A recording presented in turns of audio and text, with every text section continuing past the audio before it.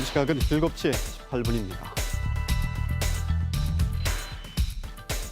강원 도정 사상 최대인 7조 6,099억 원의 내년도 강원도 예산안이 사실상 확정됐습니다. 국회에서는 예산 심의 과정에서 422억 원이 오히려 증액돼 7조 2,150억 원의 국비를 강원도가 확보하게 됐는데요. 그 과정과 영향을 정가직설해서 자세히 살펴보겠습니다. 두 분과 함께하겠습니다. 나철성 강원평화경제연구소장, 강릉원주대학교 김영식 교수 두 분과 함께하겠습니다. 어서 오십시오. 네, 안녕하세요. 반갑습니다. 자, 지난 목요일에 시작이 돼서 금요일에는 강원도 예산안이 타결될 줄 알았는데 기싸움과 줄다리기가 대단했습니다. 이번 주 월요일에 타결이 됐습니다. 모두 5일 동안의 그 과정을 두 분은 어떻게 보셨습니까? 먼저 네, 일단은 이제 예산이 이제 심사되는 과정에서 사실 그 전에 이제 미리 집행부와 이제 의회에서 얘기를 좀 합니다. 근데 이러한 것들이 아마 제대로 조정이 좀 안 되지 않았나 하는 생각이 들고요. 기본적으로는 이제 기존에 있었던 사업들이 과연 이제 지속할 것인가 하는 것들을 좀 평가를 하고요. 그래서 지속을 해야 된다라고 하면은 그런 사업비들은 이미 결정이 된 거고, 그 다음에 이제 새로운 사업들을 이제 추진할 것인가 하는 것들에 대한 검증들이 좀 있어야 되거든요. 네.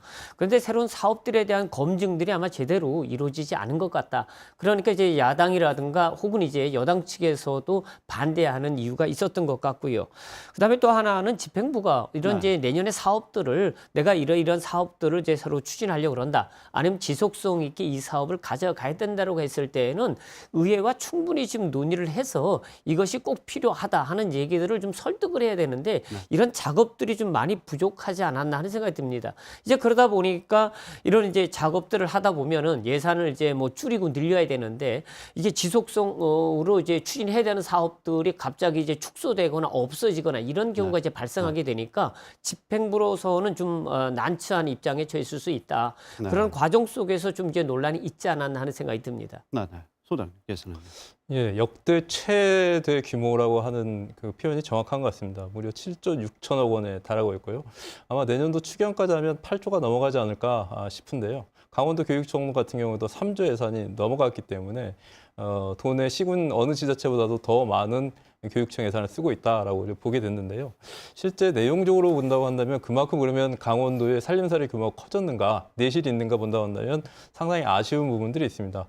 상당수의 예산이 전년도 대비해서 중앙하고 연결돼서 쓰는 매칭 예산 비중은 더욱더 늘었고 가장 예산에서 핵심적으로 보는 것들은 강원도가 자체적으로 쓸 수 있는 자체 사업비가 얼마냐라고 하는 부분들인데요. 전체 대비 85%가 중앙 의존 사업비고 나머지 사업 같은 경우는 한 15%밖에 자체 사업이 되지 않을 뿐만 아니라 전년도보다 한 1,000억 원이 더 줄었거든요. 그렇기 때문에 내실적으로 보자고 한다면 전년도보다 더 빈약하다라고 하는 평가를 좀 가능하겠는데요.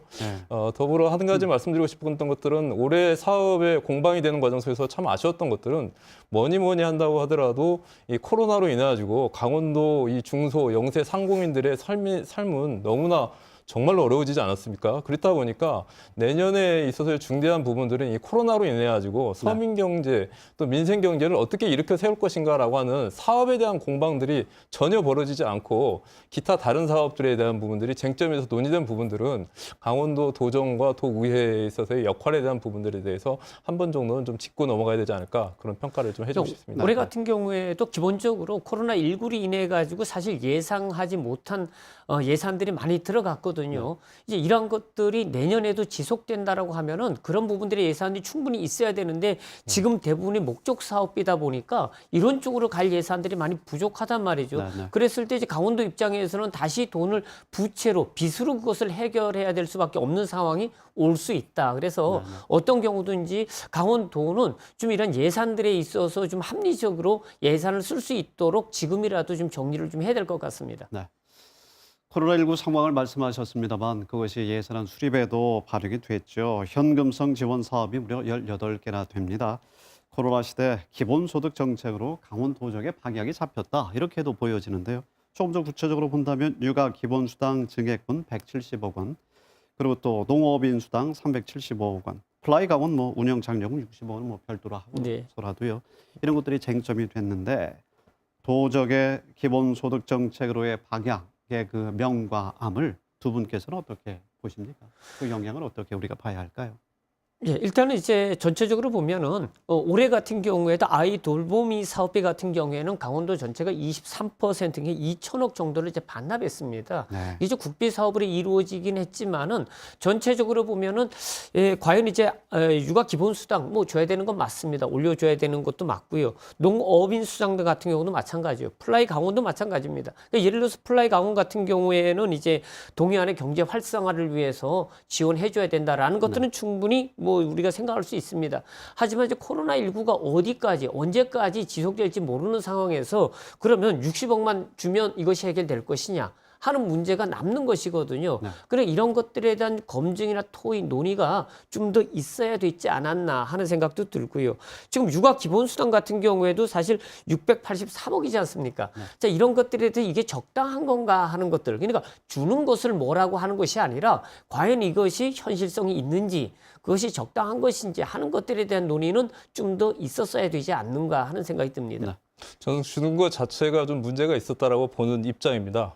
이유는 뭐냐고 한다면 무려 5년 동안 최문순 도지사 공약으로 인해 가지고 소요될 액들이 5,400억 정도의 규모를 소요가 되는 거거든요. 그렇다고 한다면 이 사업을 통해 가지고 강원도의 인구가 늘어나고 육아가 그런 아이들이 더 많은 출산이 가능했는가라고 하는 것들에 입증이 돼야 이 사업들은 진행을 하는 것들인데 그러기 위해서 도조례에서는 2년마다 평가해서 이 사업들이 효과가 없다고 한다면 감액을 하고 효과가 많다고 한다면 더 지급을 하자라고 하는 결정을 했던 거거든요. 그런데 이번에 강원도 보건복지부에서 제출했던 것들은 2년 평가한 것들이 아니라 1년 평가한 것들이고 그것도 사업을 실제 시행했던 2000년도 1월 8일부터 진행된 게 아니라 전년도 사업을 평가함으로 인해 가지고 사업의 타당성과 효과성이 검증되지 않은 상황에서 예상만 진행해버리는 이런 어처구니 없는 사업들이 진행했던 부분들 같은 경우에는 상당한 문제의식, 도의회 의원들의 자질 자체를 의심케 하는 그러한 문제들도 좀 발생했다라고 하는 부분들은 지적하고 싶습니다. 맞습니다. 어차피 이제 세금으로 운영이 되는 것이니까 좀 더 사업성에 대한 검증이 좀 더 필요하지 않을까 하는 생각이 듭니다. 네. 그리고 강원도가 확보한 국비에 대해서도 좀 아울러 살펴봤으면 좋겠습니다. 7조 2,150억 원. 자, 국회 예산심의 과정에서 정부안보다 422억 원이 증가했습니다. 네. 여러 가지로 참 좋은 소식인데 도 집행부와 도 출신 국회의원들 역할과 공조를 잘했다고 봐도 되는 건지 아니면 누가 역량을 더 발휘한 건지 좀 궁금한데요. 어떻게 보십니까? 이 부분에 대해서는 후한 점수를 주고 싶습니다. 아무래도 4월 달 선거가 이제 끝나서 그런지 어느 때보다도 열심히 국회의원들이 노력을 했던 것 같습니다. 특히 이 강릉 제진간, 그다음에 제천 영월간 이 고속도로 사업 같은 경우에는 철도 사업 같은 경우는 수건 사업이지 않았습니까? 이 제진간 사업 같은 경우도 600억 정도로 사업들을 예산을 따왔고 또 제천 영월간 그 고속도로 같은 경우에도 일정 정도 확보를 했기 때문에 정말 청신호가 밝혀졌다라고 하는 부분들이고 특히 행자부에서 지원하는 특별교부금 같은 경우에도 알토란 같은 사업들을 국회의원들이 이번에 확보를 함으로 인해 가지고 미래 사업과 먹거리를 위한 토대는 마련했다라고 하는 그런 점수는 참 주고 싶습니다. 네, 후한 점수 주셨고요. 네, 저는 뭐 개인적으로 국회의원들이나 집행부가 자기 일을 한 것입니다. 예. 그들이 하는 게 이제 역할이 뭐냐면 예산 확보하는 거잖아요. 근데 그것을 우리가 뭐 잘했다 못했다 평가하는 것은 좀 그렇고요.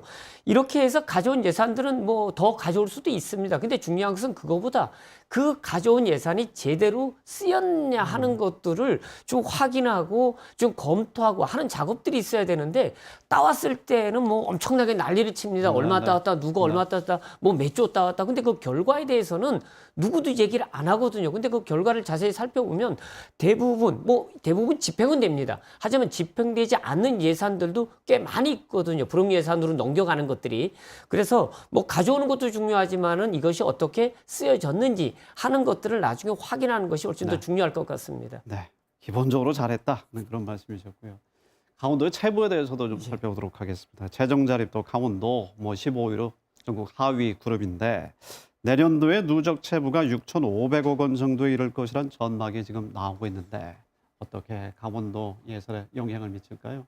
교수님부터 좀 말씀해 주시죠. 뭐 강원도는 뭐 어쩔 수 없이 이제 빚을 내서 살 수밖에 없는 상황입니다. 왜냐하면 뭐 인구도 이제 적고요. 그것들로 인해서 결국 이제 세금을 가지고 어떻게 정리를 해야 되는데 우리가 아는 대로 찾지 않습니까? 그러니까 강원도 자체적으로 할 수 있는 사업도 거의 없어요. 정부 예산을 가져와서 매칭 펀드를 할 수 있는 사업이 대다수인데 그렇다고 해서 그런 대규모 사업을 강원도가 할 수 있는 것도 별로 없습니다. 그렇다고 보면은 강원도가 새로운 사업을 하기 위해서는 어차피 부채를 가지고 해야 되고요. 알펜시아 같은 경우에도 거의 뭐 7, 8천억 되는 부채가 남아있지 않습니까? 그러한 것들을 어떻게 해결할 것이며 지금 레고랜드 같은 경우도 마찬가지고요.